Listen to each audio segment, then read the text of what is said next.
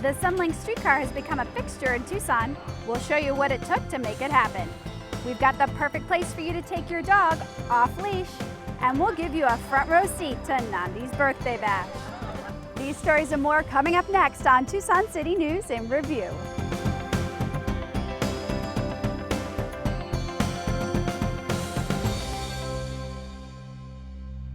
Hi, I'm Lane Mandel. Welcome to Tucson City News in Review. We're at Expedition Tanzania at the Reed Park Zoo, home of one-year-old African elephant Nandi.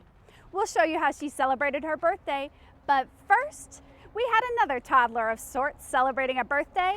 The Sun Link Streetcar recently commemorated its first year of service. Let's take a look at how it all began. Making the rounds on its 3.9-mile route, passengers board the Sun Link Streetcar daily. From the looks of it, you might think it's been a fixture in Tucson for decades. While dreams of a streetcar began some time ago, the green light to spend $63 million on the project was given in 2010.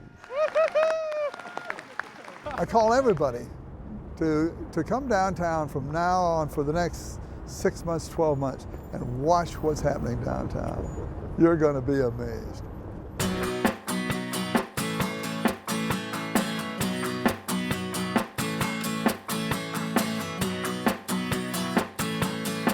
So traffic is going to be diverted up Tool. Sunlink.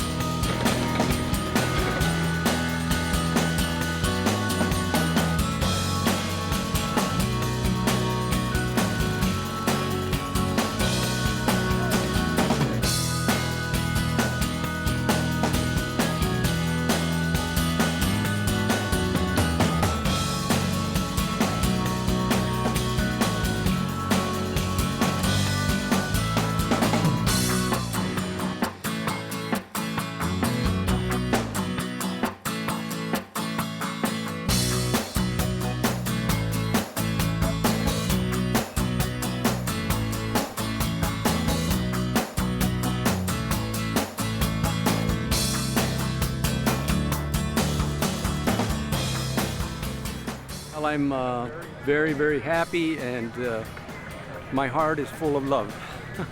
It is the best looking bridge I think we have in Tucson. Definitely just a long time in the making. It's a big relief, a big milestone to come to the completion of all the rail installation.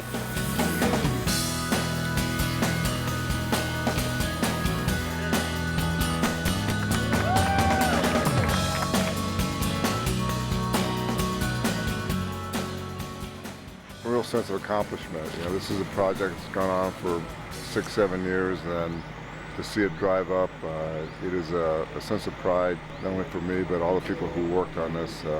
It's a dream come true.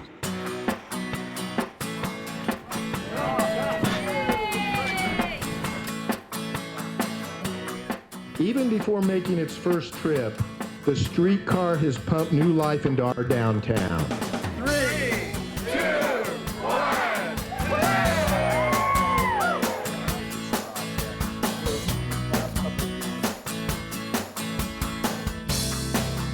Look at how nice it is. I'm just looking forward to getting on it and going for a ride. We're going to be open for passenger service come July 2014, so we should have all eight by then. So. As we came out on this very corner in 2010, and I told the crew, I want you all to close your eyes and visualize the ribbon cutting and think about what this means to us before we even get started.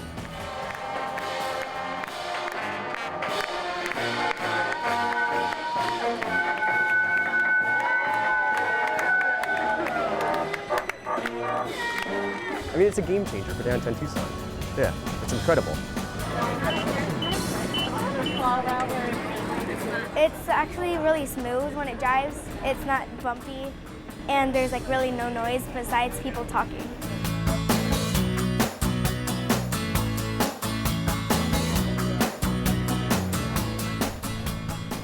Well, to avoid the downtown congestion, so we parked at the Mercado and we got right on the Sunlink and away we came. We are picking up the 1,000,000th rider on the Sun Link Streetcar.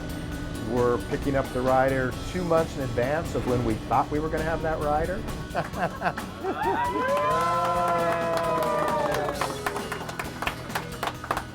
All right, on behalf of the city of Tucson, as the mayor, I'd like to give you your 1,000,000th rider t-shirt. Thank you. Which is a one of a kind, I can assure you.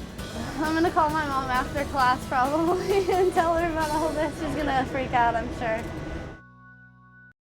And now, more than a year since the Sunlink streetcar began service, downtown and its neighbors to the east and west have reason to celebrate. It's changed on so many fronts. I mean, everything for the better. I mean, we've seen tremendous growth at the Hotel Congress from 2014 to 2015. The Sunlink streetcar also has had a positive impact on Main Gate Square. Well, we weren't sure that we would see much of a change because our location next to the university is so good. And from January of last year to June of last year was one of our best years ever, almost across the board. The streetcar averages about 3,600 riders per day, and at least 50% of the riders are from the University of Arizona. That includes mostly students, along with faculty and staff. On top of that, we have a lot of people who are coming from outside of the downtown area to take advantage of the entertainment venue that's happening down here, all the venues. I think if you look at the economic development along the line, even in our area, that's all due to the streetcar. $800 million has been invested from the private sector along the route. I think it's the first step towards a larger mass transit, but it's a positive because it gives people the ability to connect the Mercado district all the way to the U of A. So I see it as just a great opportunity for Tucson in general. With 100,000 people living and working within a half mile of the route, it's no surprise that I would like to see an expansion of public transportation that is similar. I mean, I'm a great believer in rail from the perspective that it is permanent and it really makes people want to invest in the area. Sunlink has improved its transit service by adding more hours, increasing capacity, and more frequent service. You can even purchase tickets on your smartphone through the Go Tucson app. You can either do a one-way or an all-day pass on your phone, and you can use that to be able to board and deboard the streetcar. After years of dreaming, planning, and construction, the Sunlink streetcar is a welcome fixture in Tucson.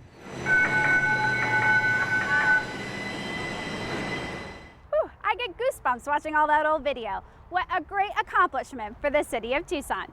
Now let's turn our attention to the west end of Reed Park, where dogs are having a great time running off-leash. Hi, I'm Sierra Davenport with Tucson Parks and Recreation. We love hearing from you. Recently, we received this question. How many dog parks are in the city of Tucson? That's a great question. There are 7 off-leash dog sites operated and maintained by the city. So, where are they? At Christopher Columbus Park, Jacobs Park, Palo Verde Park, Purple Heart Park, Reed Park, Udall Park, and 6th Avenue near Mansfield Park.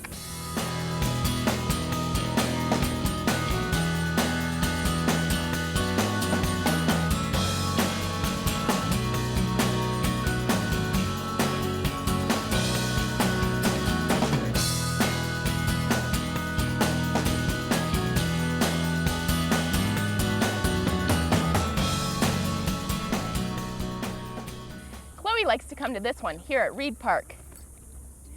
It's a great place for dogs to run free and socialize with other dogs while being supervised by their owners. We are expected to follow all posted regulations at each site and maintain control of our dogs at all times. All dogs must wear collars with a current Pima County license and be up to date on their vaccinations. Please remove your dog from the area at the first sign of aggression.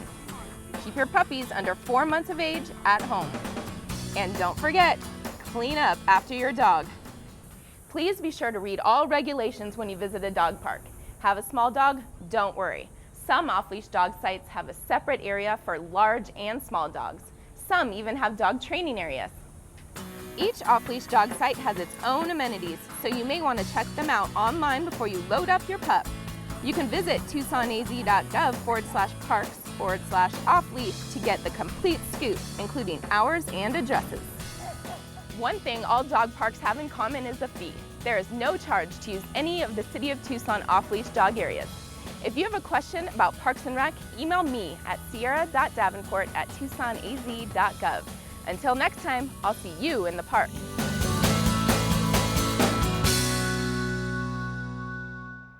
That looks like so much fun.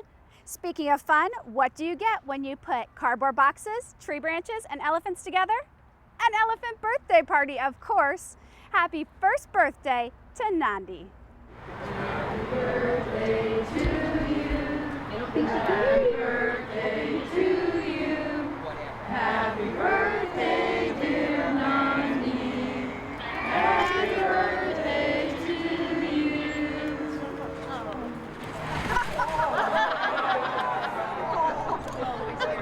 Today we're celebrating Nandi's first birthday, and it's just been such a delight to watch her grow throughout the year, but today was really the icing on the cake as she dove into her cake and her presents. The presents were filled with produce and popsicles and browse. Her favorite browse is African sumac. She also likes mesquite. And so all of the elephants, her brothers, her mother, got to celebrate and share those treats today.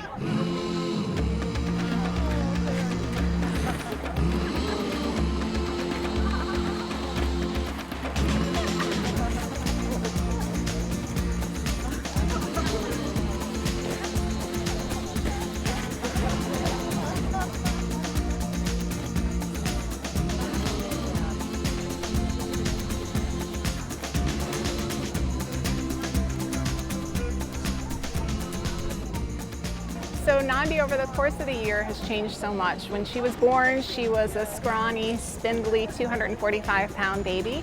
Today, she's a chubby, healthy, full of life, 980-pound baby. It's hard to believe that she's been here for a whole year already, and we're very happy to celebrate with her as she is a healthy and active elephant doing exactly what a one-year-old calf should do. Apparently, when you're a baby elephant, one party just isn't enough. Nandi had a second celebration a few days later for the public to enjoy. That wraps it up for this edition. I'm Lane Mandel. Thanks for watching, and I'll see you next time on Tucson City News in Review.